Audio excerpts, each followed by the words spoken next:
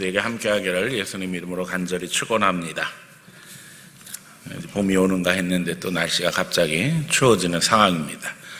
꽃샘추위가 시작되었고, 특별히 코로나로 인해서 우리가 많이 위축된 상황인데 위축될 때가 아닌 줄 압니다.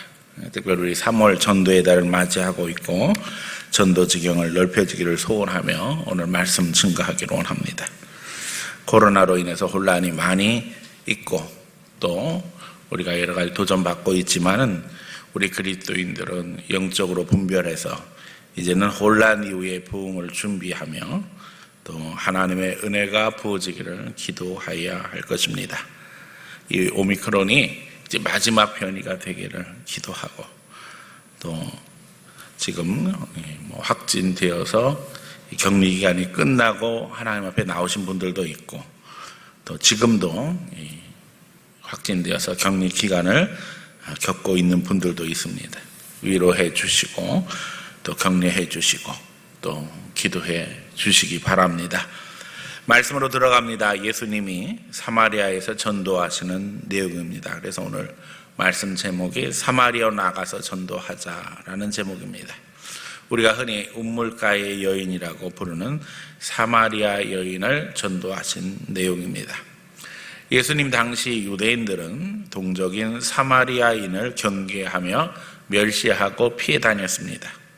이유는 우리가 잘 아는 것처럼 솔로몬 이후에 나라가 남북으로 나누어지게 되어지고 이 북왕조의 수도인 사마리아가 우상 숭배의 중심지로 타락할 뿐만 아니라 아수르에 의해서 나라가 망하고 난 후에는 이 아수르가 혼혈 정책을 씀으로 말미암아 결국에는 민족의 순수성을 잊어버렸다 해서 유대인들은 그들을 멸시했고 또 사마리아인들 역시 유대인들에게 좋은 감정을 갖지 않고 있었습니다.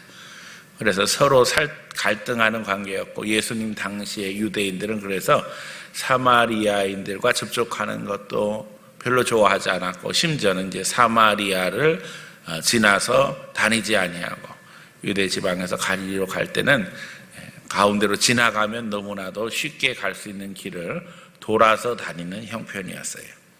근데 예수님은 다르셨어요.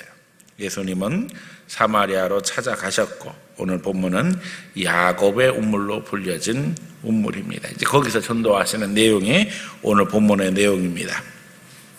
우리도 우리 전도 지경을 넓히기를 소원하고 또 효과적인 전도가 되기를 소원하면서 말씀 증거합니다.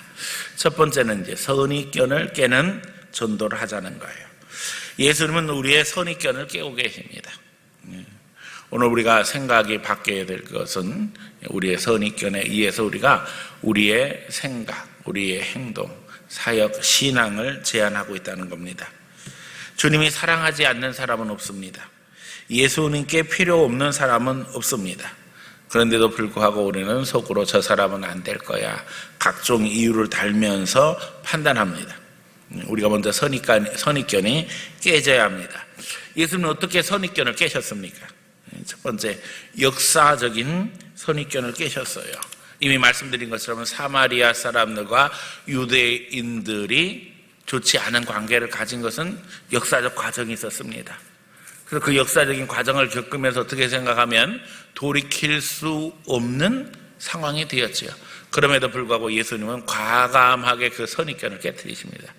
동족 간에 서로 미워하고 시기하고 질투하는 거 하나님 앞에 합당하지 못하지요. 오늘도 우리 가운데 이런 사회적 선입견, 역사적 선입견이 있다면 깨야 됩니다. 예수님은 사회적 선입견도 깨셔요. 예수님께서 당시 사마리아 여자에게 나가셨는데 사마리아 여자에게 나간다는 것은 쉬운 일이 아니었어요. 남녀 구별이 우리 유교 사회인 한국만큼 이스라엘도 심했어요. 남자인 예수님께서 여자에게 나간다, 물길로 온 여자에게 나간다, 이것도 쉬운 일은 아니었습니다. 특별히 이제 유대인과 사마리아인은 복장에서부터 표시가 났어요. 그런 선입견들을 깨고서 예수님께서 나가시는 겁니다. 또 심리적인 선입견도 깨고 계셔요. 우리는 늘 전도할 때 뭔가 내가 갖고 또 우월적인 위치, 권력이 있을 때에 전도하기 쉽다고 생각합니다. 그래서 뭐가 베푸는 자가 되어지고 그래야지만 다른 사람이 내 수하로 들어올 걸로 착각하죠. 그런데 예수님은 그렇게 하지 않으셨어요. 예수님이 이 여인에게 처음 거신 말이 무엇이었어요? 나에게 좀 물을 주시오. 예수님께서 물을 필요로 하시는 상황으로 도움을 오히려 요청하십니다. 오늘 우리도 적용할 수 있기를 원하고 그러기 위해서는 우리가 선입견을 깨야만 합니다. 성령님 우리에게 함께 하셔서 우리의 시야를 넓혀주시고 우리의 생각, 우리의 선입견을 깨주세요. 오늘 우리 시대에도 사람에 대한 차별 또 선입견이 존재합니다. 또 심리적이고 사회적인 선입견들이 우리의 전도 현장을 방해하고 있습니다. 여러 가지 요소들이 우리를 방해하고 있어요. 하지만 성령은 그것을 초월해서 역사하십니다. 예수님의 전도 명령은 모든 민족을 향한 것이며 모든 상황에서 우리가 복음을 전할 때 항상 함께 하신다는 거예요. 하나님께서 모든 권세를 누구에게 주셨어요? 예수님께 주셨어요. 예수님께서 제자들에게 하신 말씀은 모든 민족으로 제자를 삼으라는 것이고 아버지와 아들과 성령의 이름으로 세례 베풀고 내가 너희에게 분부한 모든 것을 가르쳐 지키게 하라. 세상 끝날까지 내가 너희와 항상 함께 하리라 하셨죠. 이 항상이라는 말의 뜻은 모든 순간 함께 하신다는 거예요. 그러니까 모든 족속이 사역의 대상일 뿐만 아니라 모든 순간이 주님이 함께 하시는 순간이라는 거예요. 그러므로 오늘 우리는 주님의 뜻을 순종하며 주님의 뜻을 알아야 할 줄로 믿습니다. 오늘도 우리를 방해하는 선입견들이 있습니다. 가만히 생각해보면 우리가 전도할 때 저 사람은 다른 종교를 가지고 있으니까 안 될 거야. 하지만 과거에 올라가면 우리 거의 대부분 다른 종교를 가지고 있었습니다. 그들이 다른 종교가 있으므로 교회에 대한 관심이 없을 거라고 생각하지만 사실은 영적인 관심이 있기 때문에 다른 종교를 가지고 있는 거예요. 그래서 오히려 어떻게 생각하면 무신론자보다도 전도하기가 쉽습니다. 우리가 예수 이름으로 나아갈 때에 성령께서 역사하시고 배후 역사는 악한 영들이 결박되며 주님의 영광이 나타날 줄로 믿습니다. 또 우리는 전도하면서 너무나도 바쁜 사람들 만납니다. 심지어는 주일날도 직장생활하는 분들 만납니다. 그러면서 생각하지, 이런 사람들 어떻게 전도할 수 있어? 주일날 교회도 못 나오는데. 여러분 그러나 생각해 보세요. 그런 사람들의 입장으로 돌아가서 생각하면 그렇게 삶을 살아가는 것이 얼마나 영적으로 갈급하겠어요. 인간은 짐승이 아닙니다. 영적 존재로 창조되었기 때문에 하나님에 대한 열망이 있는데 영적 생활하지 못하고 그냥 매일 쳇바퀴 돌듯이 일하면서 살아가고 있다면 영적으로 지치고 공고할 수뿐이 없어요. 그렇기 때문에 우리가 그들의 마음을 두드릴 때 오히려 더 가능성은 커지는 겁니다. 또 어떤 선입견이 우리를 방해하고 있습니까? 저 사람은 사회적으로 성공했으니까 돈도 많고 권력도 많고 그러니까 아마 저 사람은 우리가 전도해도 반응하지 않을 거야. 여러분 하나님 없이 인생에서 성공하며 살아가는 것이 얼마나 힘든가요? 지켜야 하는 것이 얼마나 어려운가요? 제가 늘 이야기하잖아요. 얻는 것보다 지키는 게 더 어려워요. 그러니까 발버둥 치지 않으면 지켜나갈 수뿐이 없고 하루하루가 전쟁 같은 하루를 지나게 되어지는 거예요. 저도 그렇기 때문에 공허할 수뿐이 없어요. 그래서 우리는 하나님 앞에 기도하고 그런 영혼도 영적으로 도전해야 됩니다. 또 몸이 불편하거나 장애를 갖거나 그런 분들을 볼 때도 때때로 우리가 전도할 때 주저할 수 있어요. 저런 분들은 교회 나오기 힘들 거야. 그러나 그럴수록 예수님께 영육간에 치료받고 주님의 자녀로서 인생을 살아갈 때 하나님의 사랑이 그분에게 임하는 거 우리가 볼 수 있지 않겠어요? 그러니까 우리가 생각하고 있는 모든 선입견들이 스스로 우리가 만들어낸 핑계거리에 불과하다는 사실을 오늘 우리가 인정하면서 하나님 앞에 회개하고 기도해야 됩니다. 마귀는 끊임없이 핑계를 만들게 하고 우리가 영혼에게 다가가지 못하도록 오늘도 방해하고 있습니다. 그러나 성령은 그 장벽을 무너뜨려 주시고 우리가 예수님의 사랑으로 영혼을 품고 기도할 수 있도록 인도하고 계십니다. 우리 마음이 문제예요. 내가 내 마음을 바꾸고 영적인 시각으로 세상을 보며 영혼을 보아야만 합니다. 우리가 가지고 있는 모든 선입견들은 사실은 세상의 기준, 세상의 편견에 근거하고 있다는 겁니다. 우리가 마음을 바꾸고 영적인 시각으로 세상을 보며 영혼들을 바라보게 되어질 때에 예수 없는 삶은 그 자체가 지옥이라는 것을 깨닫게 되어집니다. 그것이 세상에서 부유하던 성공을 했던, 바쁘고 분주하던, 지위가 있든 없든 다 똑같다는 거예요. 예수 없으면 마귀 도전 속에, 마귀의 저주 속에서 고통스러운 삶을 살 수뿐이 없는 게 인생의 한계예요. 오늘 우리가 예수님을 만남으로 말미암아 하나님을 아버지로 부를 수 있으며 성령께서 우리에게 평안과 위로를 주고 계신다는 것은 놀라운 일입니다. 이런 기쁨과 감격 속에서 우리는 예수 그리스도를 증거하며 하나님의 역사를 이루어야 할 줄로 믿습니다. 인간은 하나님의 형상과 모양으로 우리를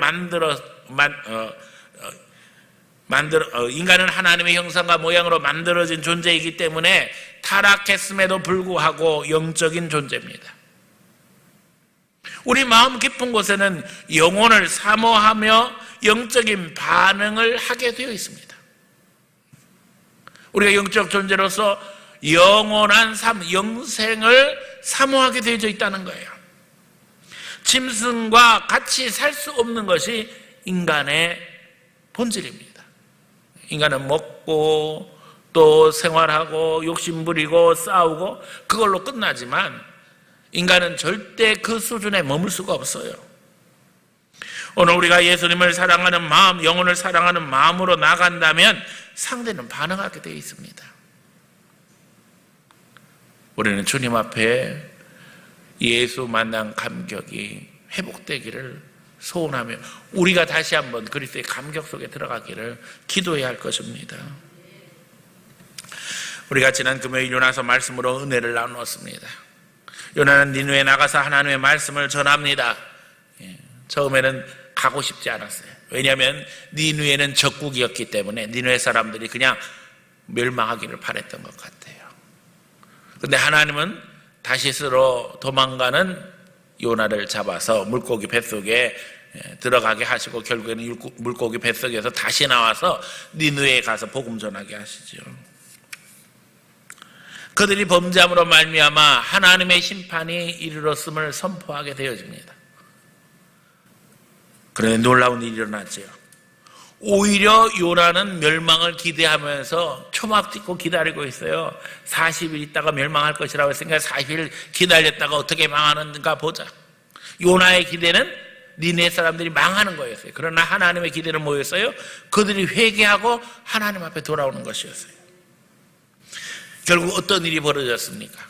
니네 사람들이 반응하기 시작했어요. 그들이 자기들의 죄악을 깨닫고 죄를 뒤집어 쓰고 베옷을 입고 금식하며 하나님 앞에 회개하기 시작했어요. 심지어는 사람만 그렇게 하는 것이 아니라 짐승들까지도 그렇게 하게 했어요. 우리는 구원의 통로만 되면 됩니다. 우리가 뭘 한다고 생각하지 마세요. 우리가 구원을 만들어내는 게 아니에요. 우리가 구원을 판단하는 게 아니에요. 우리는 구원의 통로가 되는 겁니다. 그런데 우리가 그 사명을 상실하고 망각한 채 살아간다면 우리는 결국 혈관 막힌 인생에 건강으로 인해서 위기를 만나는 것처럼 영적인 부분에 있어서 그런 위기를 스스로 자초하게 된다는 거예요. 내가 축복의 통로가 되고 구원의 통로가 되고 예수 사랑의 통로가 되어야 되는데 그 사명 감당하지 못하면 어떻게 되어져요? 통로가 막히는 거예요. 막히면 어떻게 돼요? 우리에게 위기가 오는 거예요. 우리에게. 그래서 사도 바울은 이야기합니다. 때를 어떤지 못했든지 어떻게 하라고요? 전도하라는 거예요. 다른 영혼을 위해서 전도할 뿐만 아니라 죽어가는 영혼을 위해서 전도할 뿐만 아니라 우리가 전도의 사명을 감당할 때에 하나님의 능력을 체험하게 되어지고 그것을 통해서 하나님의 위로를 덧입게 된다는 겁니다. 성령께서 역사하시는 것을 내가 눈으로 확인하게 되어지며 내가 성령의 통로가 된 것으로 인해서 감격하며 살아갈 수 있게 된다는 거예요. 하나님은 오늘도 우리를 통해서 더 좋은 것을 채워주시기 원합니다. 히브리서 11장 40절 늘 제가 강조하잖아요. 하나님이 우리를 위해서 더 좋은 것을 예비하셨은즉 우리가 아니면 저희로 온전함을 이루지 못하게 하려 하십니다. 저희가 누구예요? 불신자들인 거예요. 그들을 온전하게 할 능력이 누구에게 있어요? 우리에게 있어요.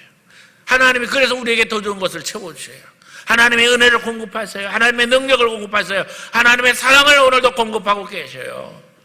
근데 우리가 우리의 사명을 잊어버린 채 그 통로가 되지 못한다면 우리로 인해서 통로를 막히게 되어지는 거예요. 그럼 우리는 하나님의 은혜를 공급하지 못한 채 오히려 힘들겠지요. 우리가 하나님의 도구입니다. 이제는 영혼을 향한 부정적인 생각들을 지으며 창조적인 영성 속에서 영혼을 향해 도전하시기 바랍니다.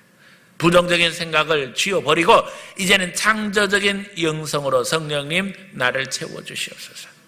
하나님 앞에 참으로 기도하는 가운데 불신 영혼들을 바라보면서 그 영혼을 어떻게 전도해야 될지 하나님 전략을 주세요. 기도함으로 말미암아 도전하고 하나님 앞에 한 영혼 한 영혼 인도할 수 있어야 될 줄로 믿습니다. 지난주에 이어서 이번 주에도 전도 작정서는 주보지 안에 들어가 있습니다. 여러분, 지난 한 주간 전도 작정서를 내고 새벽 작정 기도회가 이어졌어요. 또 여러분들이 작정한 사람들의 명단이 다 인쇄가 되어져 가지고 새벽에 나오는 분들에게 나누어줘서 같이 기도했어요. 이제 새벽 작정 기도회가 끝났습니다. 그럼에도 불구하고 전도 작정서 내주세요. 태신자 작정 전도의 시작입니다. 뱃속에 아이가 없는데 어떻게 태어날 수 있겠어요? 뱃속에 아이 없이 애가 있다고 착각하는 건 상상 임신이잖아요.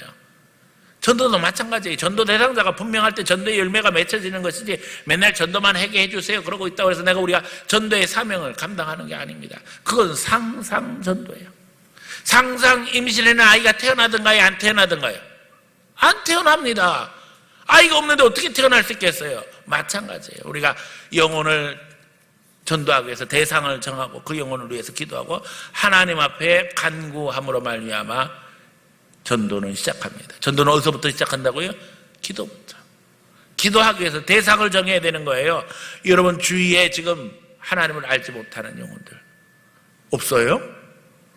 없어요? 가족 중에도 있잖아요. 심지어는 내 아내, 내 남편, 부모, 자녀, 형제 다 전도의 대상입니다. 이웃, 동료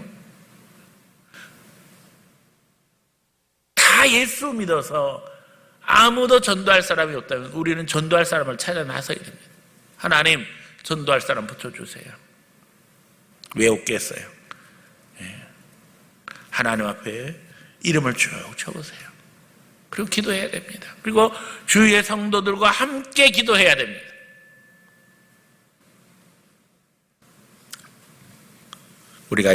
제가 늘 이야기하지만 하나님 앞에 오지 못하는 영혼들, 열매 맺지 못하는 영혼들은 그 배후에 악한 역사들이 있어요.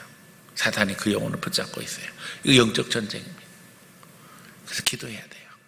이 사탄의 세력 물러가기를 예수 이름으로 내쫓고 우리가 기도해야 됩니다. 영적 결박에서 풀어져야지만 하나님 앞에 나올 수가 있어요. 그래서 전도는 기도부터 시작한다. 또 기도할 때는 분명히 대상자가 있어야 된다. 내 기도만으로 부족할 때에 동역자들을 초청해서 함께 기도해야 된다. 그 기도가 무르익을 때는 반드시 열매 맺게 된다는 것. 하나님 앞에 기도하면서 이제는 선입견을 깨트리고 믿음으로 도전할 수 있는 성도들 되시기를 예수님 이름으로 간절히 축원합니다. 두 번째는 느끼는 필요에서 진정한 필요로 나가자. 영어로는 이제 펠트 리드, 릴리드 이렇게 표현합니다. 사람들은 인생을 살아가면서 필요한 것들이 생깁니다. 그러나 진정한 필요는 너무나도 분명합니다. 영적인 구원이죠. 하나님의 은혜 안에 들어와서 하나님과의 관계가 분명하게 되어지면 실제로 우리가 느끼는 이 펠트 리드는 별로 중요한 게 아니에요.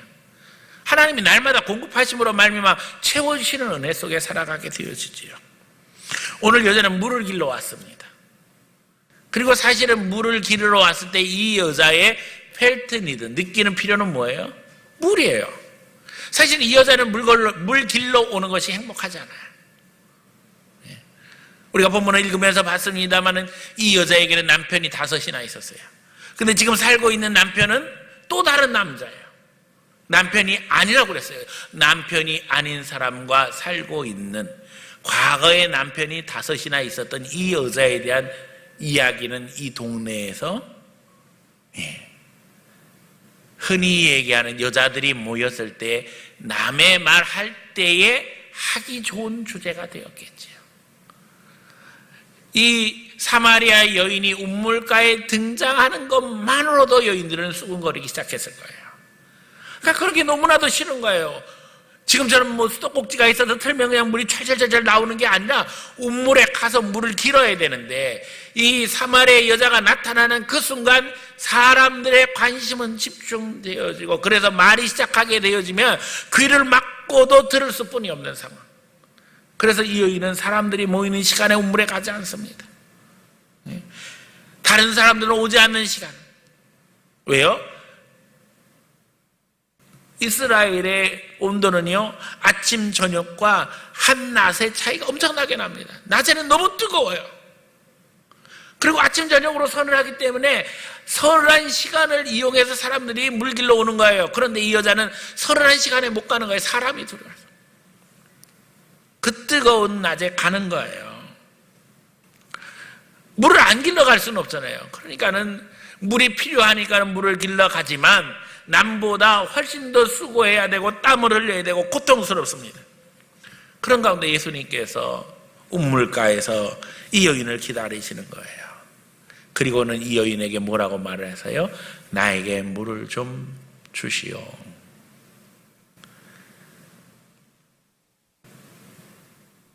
그런데 예수님께서 이 여자에게 이렇게 말씀하시죠. 내게 물을 달라 하는 이가 누군지를 알았다면 네가 물을 달라고 했을 것이다. 아니, 이게 왜 뜬금없는 말이에요? 지금 나한테 물을 달라고 하시고서는 오히려 내가 누군 줄 알았더라면 네가 나한테 물을 달라고 했을 것이라 말씀하시는 예수님을 바라보면서 이 여자의 머릿속에는 별별 생각이 다 들었었겠지요. 그러면서 이 여자가 이야기하잖아요. 물 기를 또 없고. 그런데 어떻게 당신이 나한테 물을 주겠습니까? 그런데 예수님은 또 거기서 한 단계 더 나가서 뭐라고 말씀하세요? 그 물을 마시는 자는 영원히 목마르지 아니하려니와 내가 주는 물은 그 속에서 영생하도록 솟아나는 샘물이 되리라. 우리는 때때로 사람들과의 대화할 때 그 사람이 질문한 것에 답해야지만 대화가 이어진다고 생각해요. 근데 사실은 그 사람의 질문에 답하는 게 중요한 게 아니에요. 내가 그 대화의 주도권을 끌어가기 위해서는 더 깊은 단계로 빨리 들어가야 됩니다. 아니, 물 그럴 기름도 없지 어떻게 물을 준다고 이야기합니까? 라고 이야기할 때 예수님은 나 그릇 있어, 보이지 않는 그릇 있어, 이렇게 이야기하시는 것이 아니라 내가 주는 물을 먹으면 목마르지 아니하려니와 그 속에서 솟아나는, 영생하도록 솟아나는 샘물이 될 것이다. 그 말을 들을 때 더 솔깃하죠. 오늘 주님은 이 여자가 가지고 있는 필요를 영적인 문제로 이끌어 가십니다. 당연히 이 여자가 뭐라고 이야기해요? 그럼 그 물을 나에게 주소서. 그런데 그때 예수님 뭐라고 하셔요? 그러면 네 남편을 데리고 와라. 오늘도 우리는 느끼는 필요에서 영적인 필요로 영혼을 이끌 수 있는 예수님의 제자가 되어야 될 줄로 믿습니다. 늘 기도하고 준비하는 가운데 영적인 대화를 주도할 때에 마음이 열리고 전도의 열매를 맺을 수 있게 되는 것입니다. 고구마 전도법이라 해서 우리 한국교회에 한참 유행하던 전도법이 있어요. 이 고구마 전도법의 핵심은 찔러보기예요. 자, 고구마가 익었나 안 익었나 확인하려면 어떻게 해야 돼요? 젓가락으로 찔러봐야 돼요. 찔러보기 전에 어떻게 해야 돼요? 쪄야죠. 그렇죠? 예. 김이 확 올라가야지만 되니까 우리는 늘 김을 올려야 되는 거예요. 그리고는 찔러보는 거예요. 우리 주위에 있는 영혼들, 전도 대상자들을 향해서 늘 항상 기도해야 돼요. 기도할 뿐만 아니라 그 사람 만날 때마다 영적인 도전을 하고 질문을 하고, 그러면서 이 사람의 수준이 지금 하나님 앞에 준비가 되어져 가는가를 점검해야 되고 늘 영적인 도전을 해야 된다는 거예요. 전도 대상자들에게 그 영혼을 위해 기도하고 있다는 것을 공지하고 또 같이 기도하길 초청해야 된다는 거예요. 내가 지금 기도하고 있어요. 제가 말씀드렸어요. 문제 없는 인생은 없습니다. 결국 그 영혼을 위해서 기도할 때 그 영혼의 기도 제목이 나와요. 그리고 그 기도 제목을 놓고 기도할 때에 그 영혼을 초청해서 함께 기도할 수 있어요. 표면적인 대화를 영적인 대화로 바꿔나가야만 합니다. 그래서 소그룹이 중요하다는 거예요. 열심히 구역 모임 해야 되는 이유는 너무나도 분명해요. 우리의 소그룹이 그냥 인간적인 대화로만 끝난다면 안 되는 거예요. 거기서 영적인 대화로 바꿔나가고 기도 제목을 나누고 이것들이 훈련되게 되어질 때에 우리가 세상에 나가서도 불신자를 만나서 우리의 대화를 영적인 수준으로 끌어올리는 능력이 준비된다는 거예요. 우리의 대화가 마음을 여는 대화가 되어야 할 것입니다. 그러기 위해서는 우리가 먼저 영적으로 무장해야 하고 믿음으로 나가야만 합니다. 한 영혼을 인도하는 것은 배후의 악한 영들과 싸움에서 승리하는 것입니다. 흉내내는 것으로는 안 돼요. 우리가 사도행전 말씀을 통해서 도전받았어요. 에베소에서 복음 전할 때에 바울이 도전하자. 너희가 믿을 때 성령 받았느냐 그랬더니 에베소 사람들이 뭐라고 그래요? 우리는 성령이 있음을 듣지도 못했다. 그래서 바울이 그들에게 복음 전하고 안수할 때 성령이 그들에게 임했습니다. 하나님의 성령이 강력히 역사하실 때 이 바울의 손수건 앞치마를 통해서도 역사하셨어요. 그러니까 사람들이 그걸 가져다 올려놓을 때 귀신이 내어 쫓기게 되어지니까는 흉내내는 사람들이 생겼어요. 그 중에 유대인 제사장 스케아의 아들들이 있었어요. 그들이 흉내내게 되어지는데 귀신 들린 자가 그 흉내내는 것을 보고 뭐라고 이야기해요? 내가 예수도 알고 바울도 아는데 너는 누구냐고 덤벼들어가지고서는 그 사람을 갖다 깔아뭉개고는 옷을 뺏었어요. 그래서 벌거벗은 채 그 사람이 도망가 버렸어요. 망신을 당하는 거죠. 흉내내다가. 오늘 우리가 영적 무장 없이 흉내내는 신앙생활을 한다면 마귀에게도 부끄러움 당해요. 흉내내는 것이 아니라 이제는 주님과의 관계 속에서 내가 다듬어져야 됩니다. 하나님 앞에 깨지고 부서지고 녹아지고 그런 가운데 바로 세워질 때에 말과 행동을 통해서 예수의 능력은 나타나게 되는 것입니다. 세 번째, 한 영혼이 한 마을을 살립니다. 예수님을 만난 이 여인은 즉시 전도자가 되어집니다. 예수님께서 이 여인에게 영적인 대화를 하시지요. 내 남편을 데려오라 하니까는 남편이 없습니다. 그때 예수님께서 네 말이 옳도다. 네가 이전에 남편 5이 있었으나 지금 사는 그 남자는 네 남편 아니구나. 이 여인이 깜짝 놀라면서 뭐라고 그래요? 당신은 선지자로서이다. 이 여인이 자기의 비밀을 모두 다 알고 있는 예수님을 향해서 예수님이 선지자인 줄로 인정하고 이야기를 하기 시작하는 거예요. 이제 한 단계 더 나갔어요. 그러면서 영적인 질문을 하지요. 당신들은 예루살렘에서 예배하라고 하고 우리 조상들은 그리심산에서 예배하라고 하나이다. 그랬더니 예수님께서 하나님은 영이시니 영과 진리로 예배해야 할지니라. 영적인 대화로 이 여인과의 관계 속에서 대화를 주도해 가십니다. 이 여인이 영적인 대화 속에 깊이 들어가면서 깨닫는 거예요. 당신이 그분이군요. 오실 메시아. 감격해서 사람들에게 나가서 이야기하는 거예요. 여러분, 이 여인이 어떤 사람이었어요? 대인 공포증을 가지고 있던 사람이에요. 사람 만나는 게 너무 두려웠던 사람이에요. 왜요? 사람들이 만나면 자기 이야기 하니까, 안 좋은 이야기 하니까. 그런데 그렇게 사람을 피하던 이 여인이 어떻게 됐어요? 변화되어져 나가서 얘기하는 거예요. 내가 메시아를 만났다. 와 보라. 자기의 문제는 다 어디 갔어요? 부끄러운 과거는 다 어디 갔어요? 피하고 싶은 이야기는 다 어디로 갔어요? 그게 하나도 문제가 안 되더라는 거예요. 사람을 피하던 여인이 바뀌었습니다. 내가 만난 예수로 인해서 내 문제는 이제 인생에 있어서 아주 지엽적인 것이 되었어요. 그게 중요한 게 아닌 거예요. 지금 예수님 만난 게 중요한 것이 된 거예요. 이 여자는 전도자가 됩니다. 하나님의 방법은 놀랍습니다. 주님은 오늘도 주님의 일을 하기 원하십니다. 주님의 역사는 놀랍습니다. 내가 전도하기 위해서 기도하는 대상이, 그 태신자가 여러분 사마리아인이 될 수 있다는 기대를 가지고, 하나님 앞에 이 사마리아 여인이 될 수 있다는 기대를 가지고 기도하시기 바랍니다. 당장 내 눈으로 보기에는 힘들고 어려운 것 같아도 그 영혼을 통해서 하나님의 계획이 이루어진다는 사실을 여러분 기억해야만 합니다. 하나님의 목표는 그 사람 하나가 아니라 그 사람 뒤에 있는 또 다른 영혼이 있다는 사실도 잊어버려서는 안 됩니다. 충격적인 것은요, 이 새순에 꽃피고 열매 맺는 거예요. 예. 묵은 가지에 꽃피고 열매 맺는 게 아니에요. 우리가 전도하게 되어질 때 그 전도받은 영혼이 오히려 더 잘 전도하고 더 열매를 잘 맺는다는 거예요.